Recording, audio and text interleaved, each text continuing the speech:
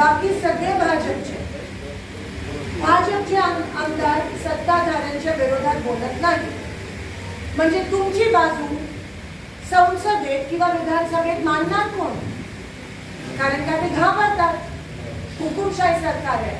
तर लोकांची बाजू विधानसभेमध्ये मांडायला राहिलाय कोण? तर सगळेच भाजपमध्ये येतात आणि माझ्या नावाने पण अफवा पसरवतात की मी पण जाणार. पण माझ्या रक्तात काँग्रेस आहे आणि माझ्या रक्तात काँग्रेस काय आहे? माझे वडील काँग्रेसमध्ये आहेत म्हणून नाही, कारण का मी सर्वधर्म समभावामध्ये विश्वास करते. मी गोरगरिबांमध्ये विश्वास ठेवते, मी सामान्य ग्रामस्थांमध्ये विश्वास ठेवते, मी कामावर विश्वास ठेवते, मी लोकशाहीत विश्वास ठेवते, मी संविधानात विश्वास ठेवते. म्हणून मी काँग्रेस सोबत आणि मी ईडीला भिडते. कारण का माझ्याकडे कारखाना नाही आहे, माझ्याकडे संसार आहे. नशीब शिंदे साहेब त्या ह्याच्यात पडले नाही, म्हणून मला ईडीची काय भीती? मी दिल खुलासपणे बोलणार बीजेपीच्या विरोधात आणि मोदींच्या विरोधात. आणि का नाही बोलावं?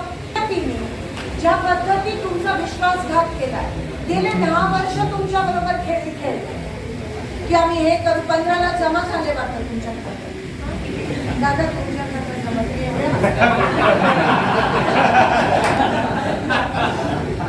ना 15ला जमा झाले ना, वर्षाला 2 कोटी रोजगार मिळाले.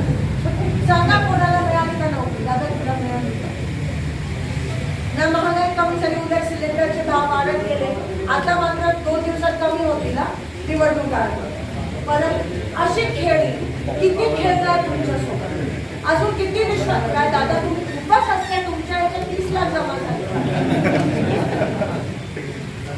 अजून किती विश्वासघात करणार आपल्या